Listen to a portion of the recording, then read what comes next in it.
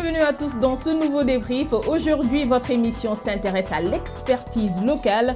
Nous prenons aujourd'hui le prétexte du Sénégal pour parler du savoir-faire endogène dans différents secteurs du pays.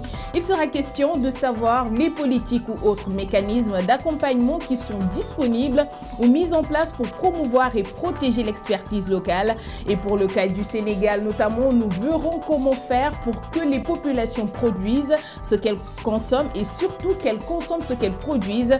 Avec autant de savoir-faire à exploiter, nous verrons également comment appuyer la compétitivité des petites et moyennes entreprises. Et pour la première partie, nous sommes avec M. Idrissa Diabira, directeur général de l'ADPME, qui est l'agence de développement et d'encadrement des petites et moyennes entreprises. Merci M. Diabira. Merci de votre invitation. Bonjour. C'est un plaisir de vous recevoir sur Médian TV Afrique. Plaisir partagé. Voilà, avec lui également, nous sommes avec Ousmane Sarr, qui est un jeune entrepreneur. Bon, il va nous parler de ses activités durant cette émission. Merci, Monsieur Sarr. Merci, Aminata. Bonjour. Voilà, par ailleurs, je vais vous poser la première question. Quelles sont vos activités? Parlez-nous un peu de vos activités.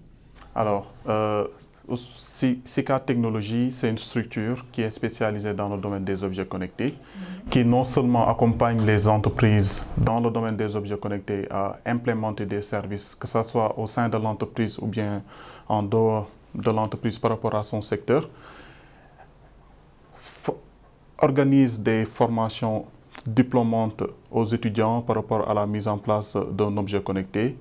Et Sika aussi développe des solutions d'objets connectés dans le côté B2B ou bien B2C. D'accord, vous êtes un groupe de jeunes. Déjà, j'imagine que vous avez fait la série scientifique, n'est-ce pas? Ah oui, je suis un ingénieur de conception en télécommunication de formation.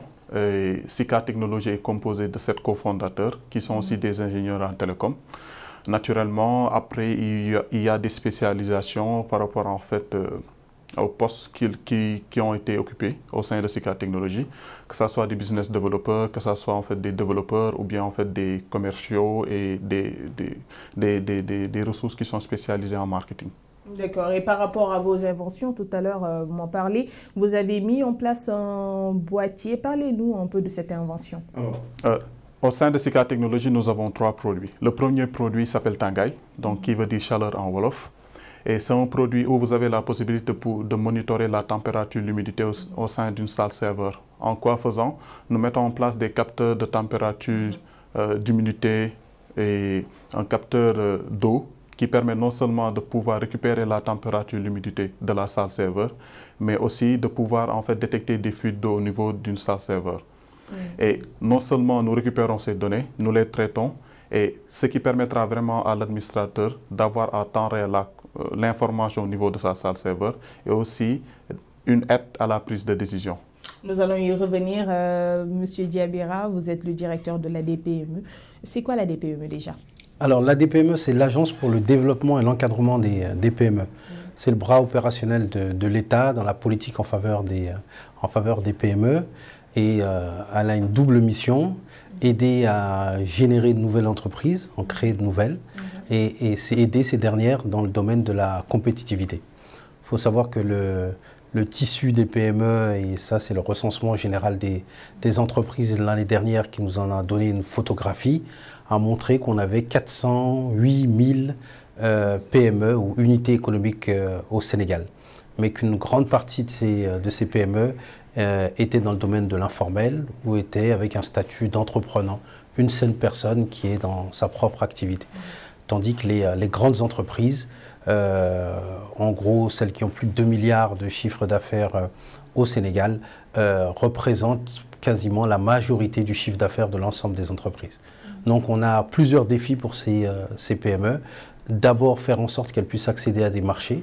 Effectivement, l'expérience ici est extrêmement intéressante parce que par l'innovation, elle participe à répondre à des défis rencontrés par différents acteurs. Faire en sorte que ces entreprises accèdent à du financement. Lorsqu'on est une start-up, lorsqu'on est dans le domaine des nouvelles technologies, ce sont souvent des business models qui ne sont pas suffisamment connus par les financeurs, en particulier les banques classiques. Donc quel mécanisme de financement on peut avoir? En troisième lieu, c'est renforcer les capacités techniques et managériales des structures. c'est pas simplement avoir une bonne idée, c'est pas simplement avoir accès à de l'argent, c'est est-ce que notre besoin il est adressé par le système d'information de la structure, par la gestion de sa trésorerie, par le marketing, par l'approche commerciale. Une entreprise, c'est aussi des grandes fonctions et il faut pouvoir les gérer. Et en dernier lieu, c'est ce qui touche l'innovation, la culture entrepreneuriale, la territorialisation, parce qu'une grande partie des entreprises sénégalaises sont dans l'axe Dakar-Thiès-Diourbel, pas sur l'ensemble du territoire. Or, le talent, le génie, la créativité, on les trouve un peu partout sur le territoire sénégalais. Voilà, nous allons développer sur 3 grands axes, à savoir les opportunités, les forces et les faiblesses des PME sénégalaises. Déjà, nous allons commencer par les opportunités. Quelles sont les opportunités des PME sénégalaises selon vous? Alors, il y a tout à faire. Les opportunités, lorsqu'on est sur un territoire national, l'exemple si présent vient de le montrer. Dans le domaine du service, les besoins sont extrêmement importants. Il y a effectivement des leaders, des champions nationaux, l'opérateur historique au Sénégal. Autour de ça, il y a aussi énormément d'opportunités qui sont susceptibles d'être adressées par les PME en matière de sous-traitance, en matière d'innovation. Et là, c'est des secteurs qui sont des secteurs extrêmement importants dans le domaine du service. On peut prendre l'ensemble des services dans lesquels des grands acteurs sont présents. Est-ce qu'on a besoin forcément d'importer de l'étranger les services nécessaires? Alors là, c'est un tissu d'opportunités pour les jeunes Sénégalais et pour les entreprises sénégalaises. Parmi les opportunités, c'est tout ce que l'on a, et vous l'avez indiqué, dans le secteur primaire, que l'on a vocation à consommer, à transformer, à vendre. Il y a quelques années, il semblait impossible au Sénégal de considérer qu'on allait consommer du riz local, du riz de la vallée, parce que les habitudes alimentaires étaient surtout celles de l'importation. Aujourd'hui, on se rend compte que cette production, elle est quasiment en autosuffisance sur des consommations nationales. Mais pour être ensuite en qualité, en quantité nécessaire, il faut aussi avoir des rizeries, il faut que ces dernières soient au dernier cri, il faut pouvoir les transformer. Sur la tomate, sur l'oignon, sur l'agroalimentaire de manière générale, on a autant d'opportunités que le consommateur sénégalais a en face de lui. L'imagination, l'innovation, elle est à la charge de l'entrepreneur, pas simplement effectivement des structures d'accompagnement. L'objectif des structures d'accompagnement, dans le cadre des projets qui sont les nôtres, c'est d'aider des porteurs de projets à définir leur business model, identifier éventuellement des mécanismes de financement et faire en sorte que cette idée puisse prospérer. Surtout ce financement-là, nous allons y revenir, mais j'aimerais bien qu'il porte un peu son avis par rapport à tout cela. Comme l'a dit M. Diabira, est-ce qu'on a besoin d'importer ce dont on a besoin, surtout par rapport aux opportunités, vous, dans votre domaine? Qu'en est-il? Alors, déjà au Sénégal, il y a beaucoup de problèmes. Et quand on parle de problèmes, on parle d'opportunités parce qu'il y a des solutions à proposer. Et donc, nous, entrepreneurs ici au Sénégal, nous avons le savoir-faire. Peut-être il nous manque les moyens de pouvoir en fait matérialiser les idées que nous voulons en fait défendre.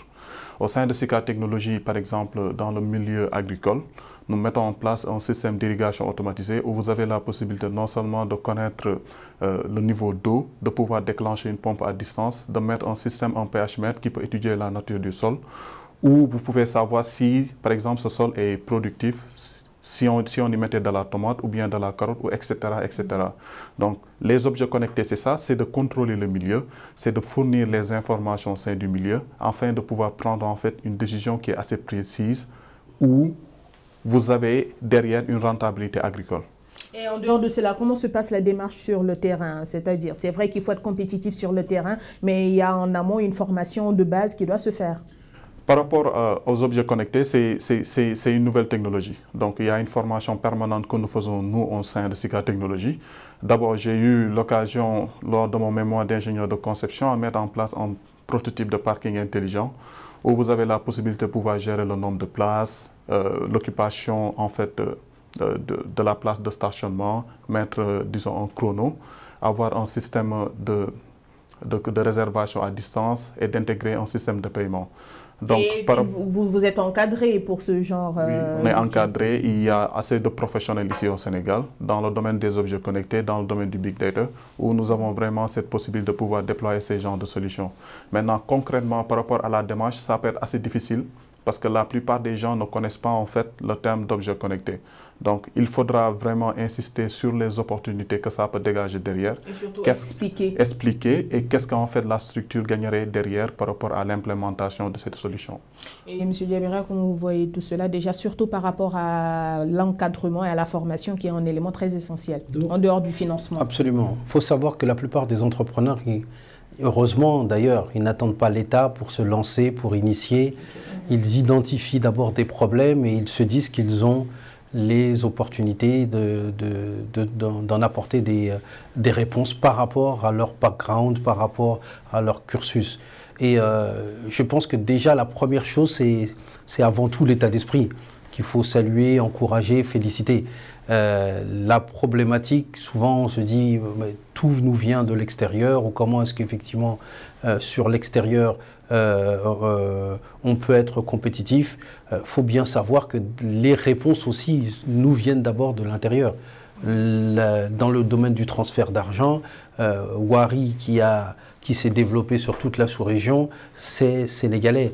Dans le domaine de l'agroalimentaire, le leader dans le domaine du poulet, Sedima, c'est sénégalais. Et la plupart ont commencé de rien, en se disant qu'ils trouvaient aberrant de devoir tout importer ou être simplement des consommateurs. Il fallait être des consommateurs, il fallait être en mesure de produire les choses. Et donc, relativement après à ce genre d'acteurs, il y a deux, entre guillemets, guichets chez nous. Le premier, c'est quand on a un ou deux états financiers, parce qu'effectivement, il faut pouvoir démontrer ce que l'on est en mesure de faire pour accéder soit à des liens avec les acteurs de financement, soit à de l'assistance technique, au travers, par exemple, du fonds à frais partagés. C'est un fonds qui permet de subventionner jusqu'à 90% des prestations d'assistance technique pour les entreprises. On souhaite se former, on souhaite aller à la conquête de l'extérieur, participer à des foires, on souhaite définir un nouveau schéma directeur du système d'information, on souhaite certifier qualité un certain nombre de ces process. Ce fonds est disponible pour ça. Et pour cela, ce sont les PME elles-mêmes qui viennent vers vous, ou bien vous aussi, vous avez des agents qui vont sur le terrain? C'est essentiellement les PME pour un premier temps qui viennent vers nous. Parce que l'un des grands défis que l'on a, et c'est ce sur lequel on pourra revenir, c'est pour l'heure qu'on répond à la demande. Donc les acteurs ne sont pas souvent totalement outillés ou informés de ce que l'on est en train de faire. On y travaille pour rendre plus lisible, plus visible et plus efficace ce que l'on fait. Par exemple, en mettant en place un réseau Sénégal PME qui permet d'articuler l'ensemble des acteurs qui interviennent dans l'appui et l'accompagnement des PME. Mais donc, à côté de ces mécanismes d'assistance technique, de fonds, on a aussi quelque chose de plus structurant qui est le scoring, qui est l'outil d'échange entre des partenaires financiers et des entrepreneurs. En Malaisie, globalement, qu'est-ce qui se passe? On fait du scoring systématique, on donne une note à une entreprise dans le cadre de son contexte donné pour indiquer si cette entreprise elle est plus ou moins risquée par rapport aux entreprises du même secteur. On déploie de nouveaux services et de nouvelles opportunités. À côté du marché, comment est-ce qu'on peut développer de la facturage inversé, ça s'appelle du reverse factoring, faire en sorte que les grandes entreprises donnent le mandat à leur banque pour qu'un fournisseur soit payé en 48 heures plutôt qu'en 60 jours, en 90 jours. Ça aide aux besoins de fonds de roulement. Faire en sorte qu'au travers cette notation, on puisse avoir des fonds d'investissement qui puissent s'intéresser à des entreprises qui sont impliquées dans cette démarche. Demain, faire en sorte que les acteurs dans la commande publique ou dans les marchés publics puissent se baser sur le score d'une entreprise pour pouvoir le faire. Et ça, c'est un peu toute la démarche que l'on est en train d'initier pour passer à l'échelle. On fait des choses, on fait des bonnes choses, mais comment est-ce qu'on va au-delà et comment est-ce qu'on est en mesure d'aller à la rencontre d'acteurs qui, même sans nous, se développent. Parce qu'à un moment, dans la démarche de la croissance de l'entreprise, il faut aussi avoir une vision un peu prospective de son activité, voir où est-ce qu'on va avoir des besoins. Et par exemple, avoir sa carte d'identité, ça va permettre de dire, voilà, j'ai besoin de ressources en investissement aujourd'hui ou demain, j'ai besoin d'un plan d'encadrement qui me permette de savoir comment est-ce que je vais me développer. Je suis passionné dans mon secteur, mais au-delà de ça, j'ai besoin d'assistance, d'appui. D'informations nécessaires. Absolument. Parce qu'il y en a beaucoup de jeunes entrepreneurs qui veulent se lancer, mais qui ne connaissent pas les rouages ou, comment dirais-je, le processus pour y arriver. Surtout des informations au niveau de la DPME.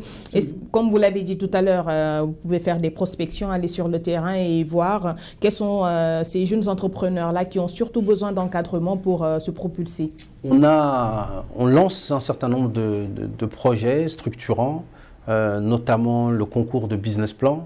Derrière l'idée du concours, c'est faire en sorte que les acteurs qui ont des idées puissent définir leur business model et soient en mesure de structurer leurs projets et les besoins qu'ils en ont. Et par rapport aux besoins, je ne vous coupe pas, mais j'aimerais bien que vous veniez, vous, par rapport à vos besoins, les outils dont vous avez besoin pour mettre en place certaines de vos innovations, vous les prenez ici au Sénégal ou bien vous importez vos outils? Alors, la plupart des outils, on les importe. Mais en fait, Sika fait une cuisine interne, c'est-à-dire nous pouvons commander des capteurs. Nous n'avons pas ici au Sénégal la possibilité d'avoir des industries où nous avons cette opportunité de pouvoir commander des capteurs. Nous le faisons à l'étranger, mais par rapport à la mise en place de la solution, c'est nous qui la faisons à 100%. Parce que si vous voulez acheter une solution qui est toute faite, qui est à l'étranger, là où vous pouvez avoir un problème, c'est par rapport à la protection des données. Donc, c'est eux qui déploient la solution, c'est eux qui maîtrisent derrière comment ça se passe et que par rapport à ces données, cette structure peut récupérer ces données pour en faire en fait d'autres usages. Et vous déjà en tant que jeune entrepreneur, dans le moment, de quoi avez-vous besoin? Ce dont on a besoin, c'est en fait un financement parce qu'en fait nous faisons de la R&D. La technologie d'Internet des objets, c'est quelque chose qui est assez sophistiqué. Il nous faudra en fait une plateforme de stockage pour stocker les données. Il nous faudra une infrastructure. Il nous faudra aussi des équipements adaptés, assez professionnels, qui nous permettra vraiment de produire des produits qui sont de très grande qualité. Alors, quelles sont les politiques d'accompagnement des PME? Alors, elles sont nombreuses, parce qu'en fonction de la nature de la PME, si on est en création, si on est en croissance, en maturité, en difficulté ou en incubation, il y a différents mécanismes qui peuvent être proposés. En tout cas, en matière d'innovation, avec notamment la Banque mondiale, on a mis en place le concours de business plan, comme je l'expliquais tantôt, et ce type de projets sont largement ceux qui sont éligibles aux différentes éditions. L'enjeu pour nous aujourd'hui, c'est de faire en sorte que le nombre de partenaires, notamment financiers, qui interviennent en dette, en equity ou sous d'autres formes, puissent venir mettre des ressources derrière ceux qui seront les champions de demain. Parce qu'effectivement, le marché local a besoin de solutions et d'innovation locale. Et comment doit être une entreprise pour être éligible à votre niveau? Alors, comme je dis, quelle que soit la nature de l'entreprise ou sa durée de vie, elle est éligible parce qu'on accompagne l'entreprise dans son processus. La plupart des champions d'aujourd'hui ont été à un moment ou à un autre informels. Mais l'idée, c'est de faire comprendre, d'accompagner l'entrepreneur dans la perspective de son développement. Et la perspective de son développement requiert souvent d'avoir des états financiers, parce que la réalité, ce n'est pas simplement de s'être inscrit et d'avoir un numéro de NINEA, c'est d'avoir les éléments financiers qui vont permettre à l'entrepreneur d'abord de savoir à partir de quoi, à partir de quel nombre de services, à partir de quel type de produit il est en mesure de gagner de l'argent. Ça, c'est un métier. On a une bonne idée, mais qu'est-ce qui fait qu'on est en mesure de payer ses charges, on est en mesure de payer ses employés, on est en mesure d'investir une partie en recherche et développement? Ça, c'est autant d'éléments dont un entrepreneur a besoin, même s'il a une idée qui est géniale. Et donc ça, que l'on soit dans son idée de création ou dans son activité en tant que telle, c'est toujours des éléments qui sont importants parce que c'est le premier outil de gestion du risque ou de sécurité, c'est sa propre activité. Quand on est en mesure de montrer qu'on a une activité, qu'on a depuis 6 mois, 1 an, mis en place des choses qui sont utilisées par des clients, on commence à avoir la première sécurité pour rechercher des partenaires, rechercher des investisseurs et montrer que ce dernier peut avoir confiance en vous. Donc, quel que soit le stade de l'entreprise, on est en mesure d'apporter des éléments de réponse et des éléments de conseil aux entrepreneurs. Voilà. Vous, de votre côté, est-ce que vous sentez cet accompagnement des structures mises en place par l'État du Sénégal? Alors, il y a des... Avez-vous déjà bénéficié d'un financement? Disons, de la part de Gaïndé 2000, on a eu à bénéficier d'un financement. Il y a ici des incubateurs qui accompagnent les structures, disons les startups, à mûrir leurs idées, à mettre en place un business model, voir en fait le service que l'on propose par rapport en fait au client. Est-ce que c'est vraiment un service qui est adapté à son besoin? Comment est-ce qu'on fait un interview à un client pour vraiment déceler le service derrière? Voilà, mettre les activités clés par rapport au développement de la solution. Donc, il y a en fait tout un processus qui est mis en œuvre en fait au sein des incubateurs.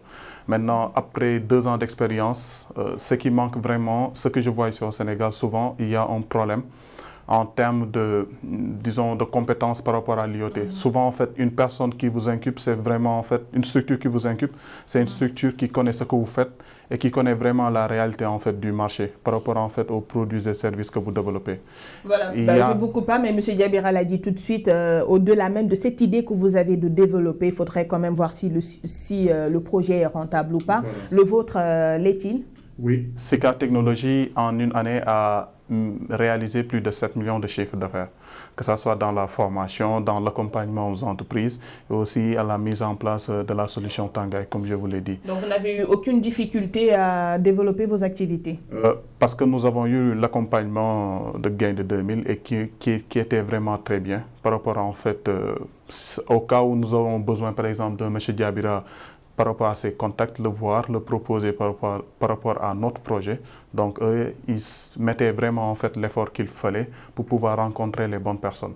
Maintenant, ce qui nous manque, c'est un accélérateur de business, c'est-à-dire c'est une structure qui met les jalons. Non seulement nous avons passé ce stade de business plan, de business model, mais qui met vraiment en fait les canevas qu'il faut pour que Sika Technologies puisse atteindre par exemple en 6 mois un chiffre d'affaires de 30 millions, voire 40 millions. Une assistance vraiment dans ce sens-là.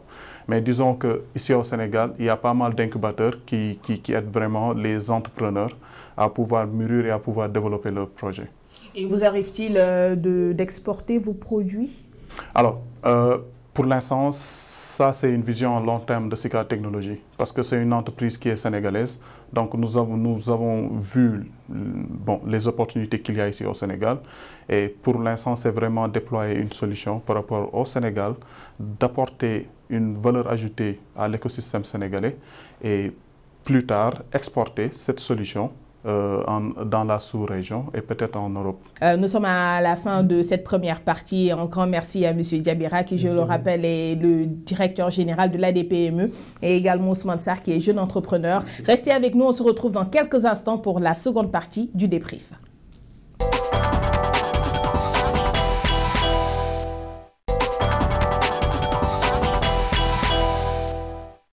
Voilà, vous êtes dans le débrief. Si vous nous rejoignez à l'instant, là, nous sommes dans la seconde partie. Et comme ça a été fait dans la première partie, nous allons parler de l'expertise locale du Sénégal. En d'autres termes, le Made in Sénégal. Et nous sommes toujours sur ce même thème. Et avant de développer et surtout de vous présenter les invités de la seconde partie, je vous propose d'écouter un élément signé Fatou Cissé.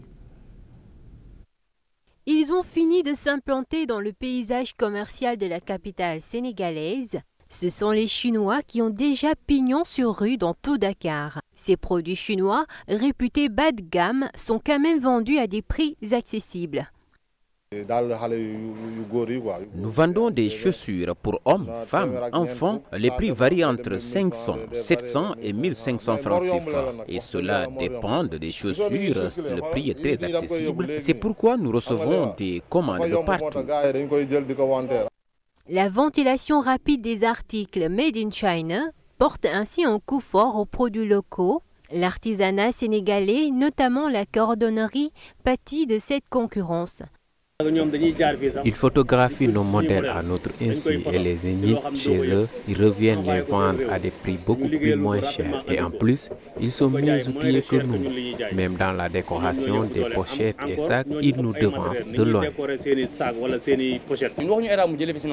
Nous ne demandons pas à l'État de se débarrasser d'eux. Nous voulons au moins qu'il leur fixe un prix limite à ne pas dépasser. Concernant la vente des chaussures, par exemple, ils ne doivent pas vendre au moins de 1500 francs. C'est seulement de cette manière que nous pouvons les concurrencer. Cependant, les employés interprètes de ces Chinois y trouvent leur compte. La plupart de leurs vendeurs sont des Sénégalais. Il n'y a que des Sénégalais par ici. Dans chaque boutique, il y a au moins 2 vendeurs sénégalais. Le commerce chinois a contribué à réduire le taux de chômage au Sénégal. Même si la qualité fait défaut à leurs produits, nombreux sont les consommateurs qui se ravitaillent chez les Chinois. Toutefois, le marché local en est fortement menacé. Voilà, un sujet signé Fatou Cissé. Comme vous l'avez vu, ce sont des produits étrangers qui concurrencient les produits sénégalais. Et pour en parler, nous sommes avec le président de l'ASCOSEN, défenseur du droit des consommateurs, Monsieur Momar Ndao. Merci. Oui, bonjour. Je dis bonjour à tout le monde, à toutes les personnes qui sont sur le plateau, ceux qui regardent à l'étranger comme au Sénégal.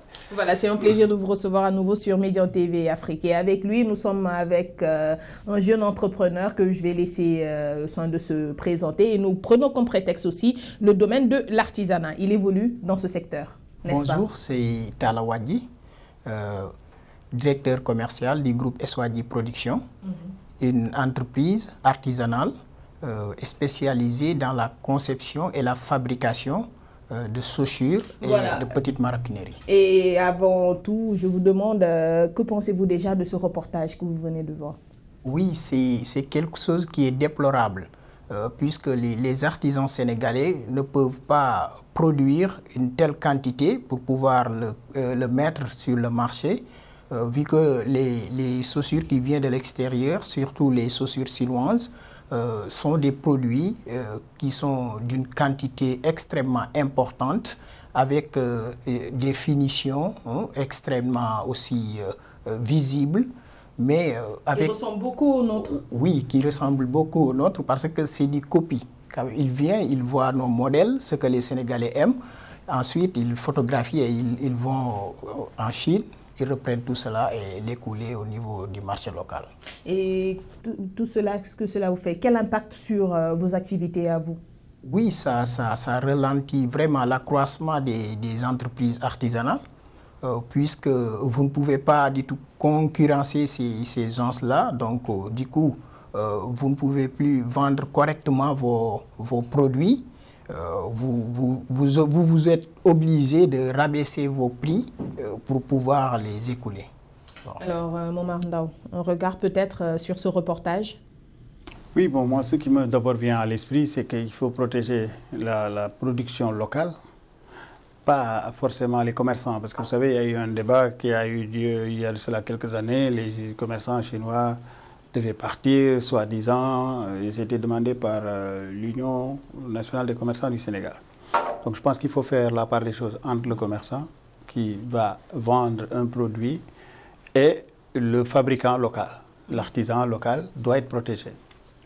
Alors maintenant aussi, si on protège aussi l'artisan local, il faut qu'il puisse faire aussi des avancées dans le sens de l'amélioration de la qualité et dans le sens d'un meilleur rapport qualité-prix. Bon, c'est vrai que Wadi est un mauvais exemple par rapport au reportage parce que lui, il fait des chaussures d'un certain niveau, alors qu'en face, on parle plutôt de chaussures pas chères, dans les 1500 francs, 1000 francs, etc.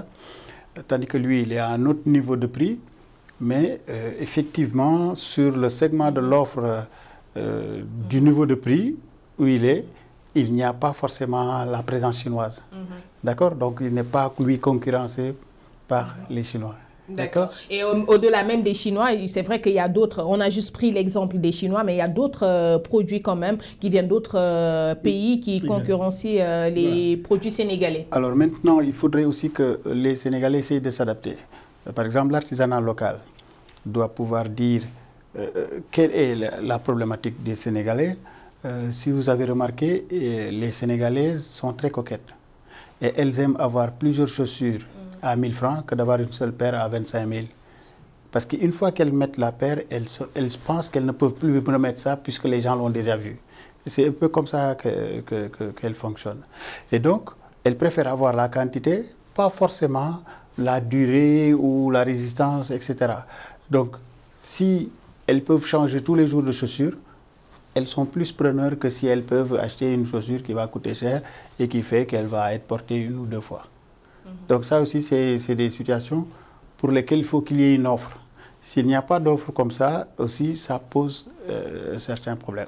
Et avant d'en venir même, de terminer plutôt avec la défense des consommateurs, mais vous déjà, comme l'a dit M. Momar Ndao, tout dépend de l'offre. Si certains produits étrangers sont plus accessibles que les produits locaux, il y a un problème qui se pose. Oui, bien sûr, il y a un problème qui se pose, mais toutefois, les artisans aussi ont besoin de présenter des produits de qualité. D'abord, la qualité, c'est ce que cherche le client. D'abord, la qualité... À coût accessible. Oui, à coût accessible, bien sûr.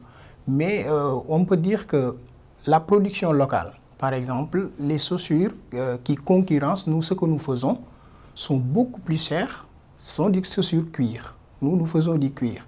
Et avec un prix très accessible. Voilà. À toutes les bourses. Ah oui, bien sûr.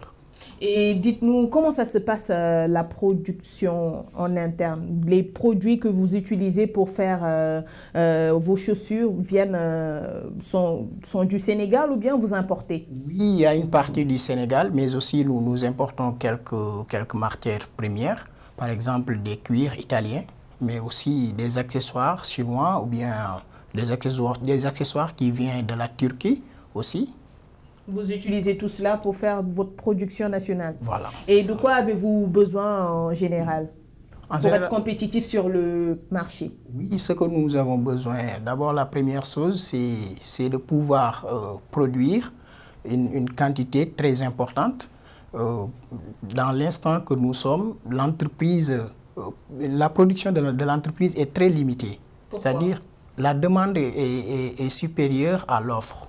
Par exemple, nous avons un marché très élargi dans la sous-région, à l'intérieur du pays, mais nous ne parvenons pas à satisfaire cette clientèle-là, puisque l'équipement manque. Nous ne pouvons pas produire assez pour vraiment satisfaire cette clientèle. Et cet équipement qui manque, est-ce un problème d'accompagnement ou vous n'avez pas assez de financement? Qu'est-ce qui explique cela? C'est un problème de financement. Le financement n'est pas encore là. Nous sommes à la recherche de financement. Nous avons plusieurs dossiers dans des instances de l'État. Par exemple, FONGIP, nous avons un dossier là-bas. Jusqu'à présent, il n'y a pas de suite pour ce dossier. C'est ça qui manque d'abord. Et faites-vous le suivi? Oui, nous faisons du suivi, mais c'est eux qui ne nous reviennent pas. Ils ne vous reviennent pas. Oui. Nous allons y revenir sur le financement au mandat. Comment vous voyez tout cela, les problèmes auxquels ils font face? Oui, alors je ne sais pas si vous avez vu, il y a un déficit de certaines matières premières. Parce que par exemple, aujourd'hui, ils sont obligés d'aller jusqu'en Italie importer du cuir.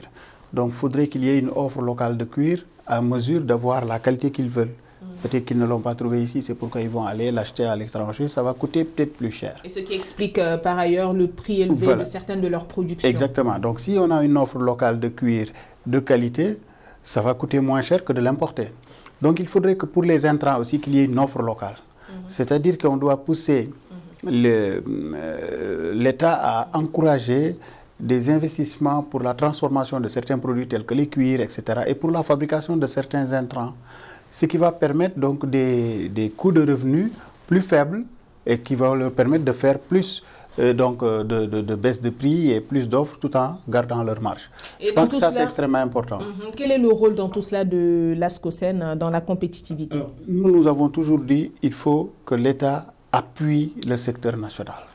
La production nationale, c'est extrêmement important parce que vous ne pouvez pas vous développer, vous ne pouvez pas émerger si vraiment vous ne pouvez pas vous-même produire certains biens de base. On ne sait même pas faire une aiguille. Vous comprenez? Alors donc, il est extrêmement important que les biens de base puissent être accompagnés de sorte qu'on puisse être autosuffisant sur ces biens-là.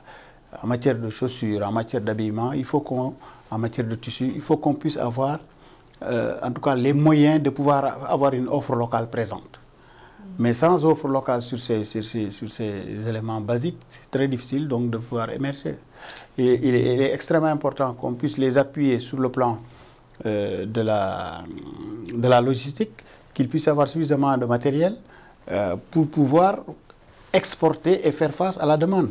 Aujourd'hui, la demande est très importante, ils ne peuvent pas la satisfaire parce que tout simplement, ils n'ont pas les moyens de production qui leur permettent de produire en très grande quantité avec le niveau de qualité qu'ils font.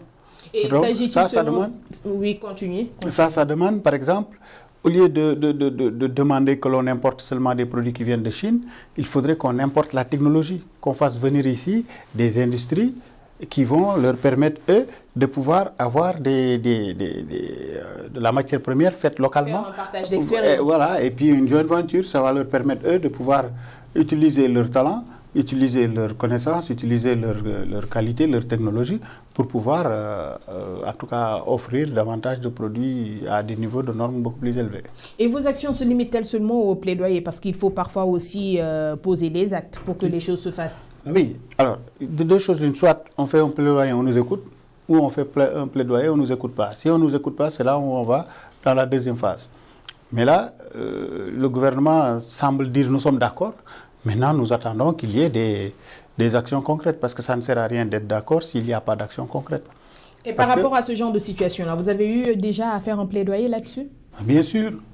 Je vous ai dit, nous l'avons fait surtout, ce n'est pas seulement sur la maroquinerie. Moi, je me suis battu. Vous vous souvenez, on a fermé les frontières pour l'importation de la volaille. C'est ce qui a permis à l'industrie de la volaille de se redévelopper. Parce que nous avons dit que nous ne comprenons pas qu'on puisse importer de la volaille qui ne répond pas aux normes, parce que vous savez, il y avait le poulet à la dioxine, il y avait la grippe aviaire, etc. Et que face à ces fléaux-là, on continue d'ouvrir les frontières qui, en même temps, tuent notre industrie avicole locale. Alors que l'industrie avicole déjà marche suffisamment bien au Sénégal. Voilà, donc à l'époque, elle était complètement presque moribonde, parce que tout simplement, il n'y avait que des importations, surtout de cuisses de poulet et des abats, etc. Mais dans le domaine de l'artisanat, là, présentement, au-delà du plaidoyer même que vous faites, quels sont les actes posés jusqu'ici? Bon, s'il y a une sourde oreille, si on peut le dire ainsi, de l'État. Qu'on défend les consommateurs. Ce n'est pas notre priorité que de défendre le producteur local. Mais dans le cadre de notre vision du Sénégal, qui est de dire qu'il faut nécessairement que notre production locale soit développée, nous disons qu'il faut qu'on puisse leur donner les moyens d'accéder à la technologie.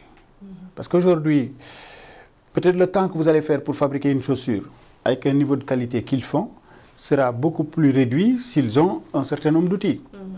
Et à ce moment-là, c'est des gains de productivité qui vont permettre d'augmenter la possibilité d'être concurrentiel, d'être performant. Et ça va permettre donc d'exporter. Mais si on ne les aide pas, si on ne les encadre pas, si on ne les forme pas, si on ne les pousse pas à avoir la... Aujourd'hui, je donne un exemple. Quelqu'un qui c'est déjà son unité est plus facile à appuyer que celui qui n'a pas encore commencé. Et que donc aujourd'hui on dit direction de l'entrepreneuriat rapide, etc. Ok, entrepreneuriat rapide, mais les entrepreneurs qui existent, il faut les appuyer comme ça, ils vont voir en tout cas leur capacité augmenter pour permettre de pouvoir faire une offre plus grande et de pouvoir recruter, etc. Alors, avant d'en venir même au financement, parlez-nous des outils dont vous avez besoin pour travailler. Oui, nous avons besoin de machines, par exemple des machines qui peuvent découper le cuir, des machines qui peuvent rassembler les pièces, Par exemple, ces machines-là peuvent vraiment accélérer la production, comme vient de le dire tout à l'heure M. Ndao. Ce qui pose problème d'habitude, c'est la production, je l'ai dit tout à l'heure, elle est très limitée. Par exemple, nous concevons normalement 250 paires par mois. Avec les machines, on a évalué, ça peut aller jusqu'à plus de 1000 paires par mois. Et votre chiffre d'affaires dans tout ça? D'habitude, on évalue entre 25 et 30 millions par an. Par an? Oui. Ce qui est plutôt rentable. Oui, c'est rentable, vous pouvez dire. Par rapport à vos dépenses? Non.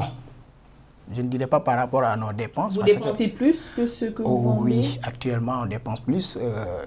La matière première, elle est extrêmement chère parce que nous importons la matière première, les accessoires et tout cela, c'est de la dépense.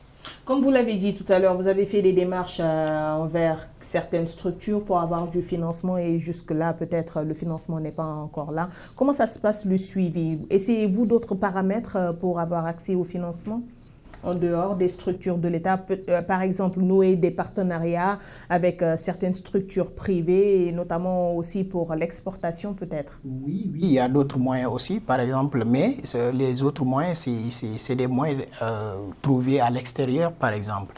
Nous avons une expérience de participation aux grandes rencontres internationales, des rencontres sur les salons de la chaussure. Par exemple, on trouve là-bas des hommes d'affaires qui sont intéressés par ce que nous faisons. Et il y a certains qui sont nos partenaires. On a commencé d'énormes partenariats avec, par exemple, il y a un Français qui veut vendre nos produits en France, mais aussi il y a un Canadien aussi.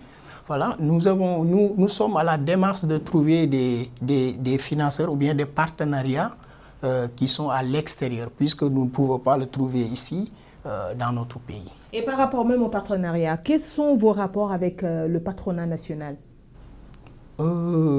Les rapports, je pense que c'est des rapports qui ne sont pas extrêmement avancés. Faites-vous partie déjà d'un patronat? Oui. Lequel? Par exemple, il y a l'ADPME.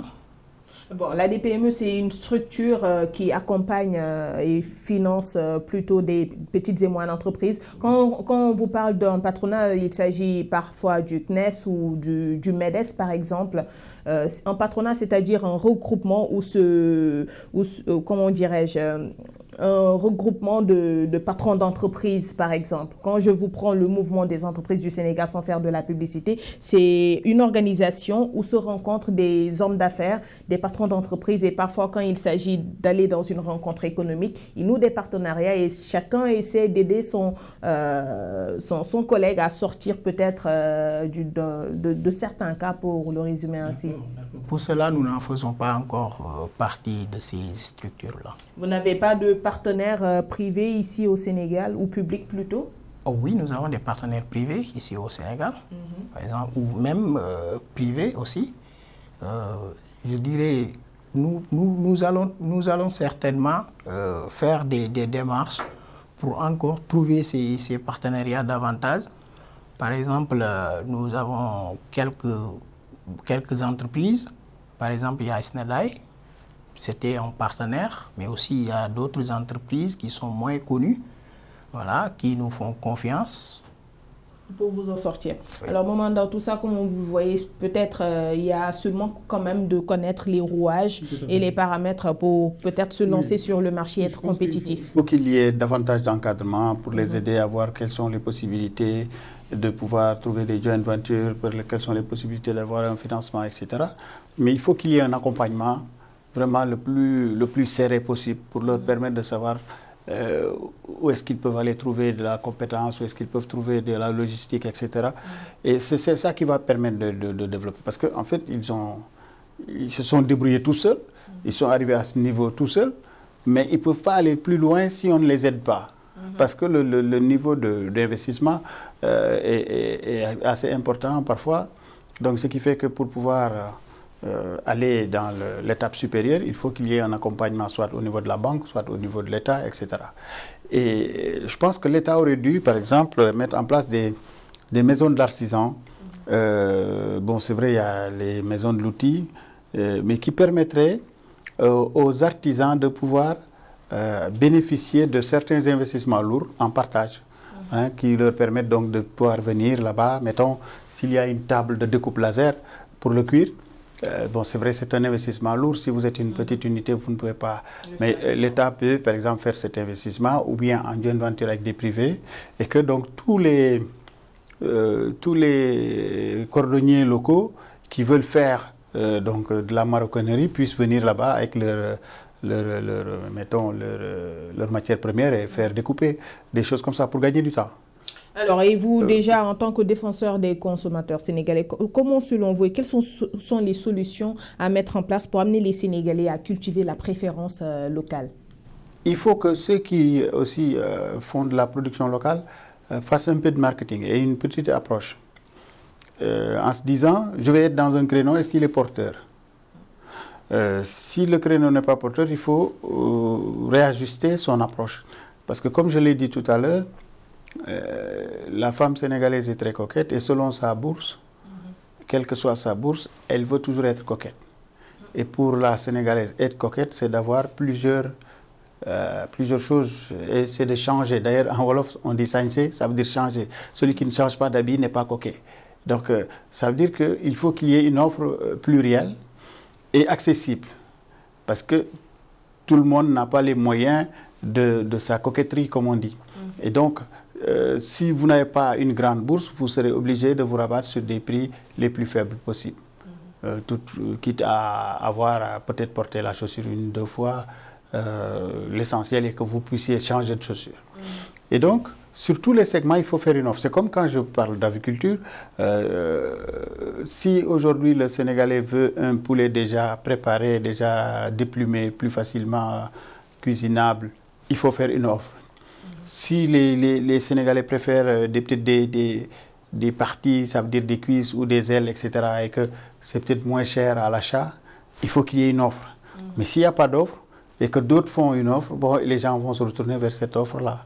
Donc il faudrait aussi que l'offre locale puisse être adaptée aux besoins des consommateurs. C'est extrêmement important parce que le consommateur, personne ne peut l'imposer, personne ne peut lui imposer d'acheter tel ou tel produit. Hein, c'est ce que j'ai dit à l'Union européenne lors du truc sur les APE. J'ai dit, si vous tordez la main au chef d'État, au gouvernement, etc., vous ne pouvez pas tordre la main aux consommateurs. Donc, il faut trouver la bonne formule. Et c'est la bonne formule qui permet aux consommateurs de se retrouver et à l'entreprise de s'en sortir. Voilà. Monsieur Wadji, nous allons terminer avec vous. Que pensez-vous déjà de tout ce qu'a dit Monsieur Ndao? Et aussi de votre côté, comment est-ce que vous pouvez faire pour que la demande plutôt puisse être égale à l'offre? Voilà, je pense que M. Ndao a bien défendu les consommateurs. C'est son rôle, c'est très important aussi. Mais nous, pour que cela puisse arriver, c'est-à-dire la demande puisse satisfaire l'offre, il faut que l'offre puisse satisfaire la demande.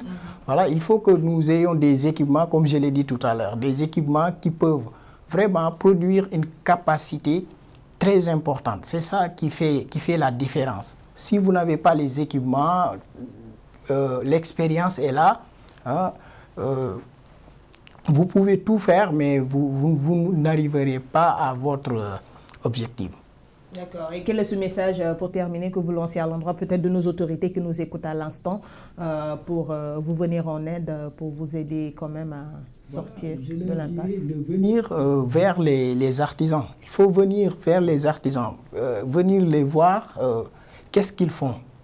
C'est-à-dire il faut venir au niveau de leur localité pour voir ce qu'ils font, comment travailler, voilà. C'est ça, quoi. Mais nous convoquer au niveau des forums, tout cela, c'est très important. Mais ce qui est beaucoup plus important, c'est de venir nous voir ce que nous faisons chaque jour. Je pense que c'est ça ce qui est plus important pour pouvoir nous encadrer, mais aussi nous accompagner vers les financements. Bon, un message qui a bien été suivi, j'espère bien. Comme je vous le disais aujourd'hui, nous avons parlé du Made in Sénégal et surtout de l'expertise locale. Comment faire de manière à ce que les Sénégalais consomment ce qu'ils produisent et produisent surtout ce qu'ils consomment. L'expertise est là, le savoir-faire est là, mais reste juste des mesures d'accompagnement et surtout aider les locaux à s'en sortir. Un grand merci à nos invités, M. Momar Ndao de l'ASCOSEN et également M. Papa Awadji.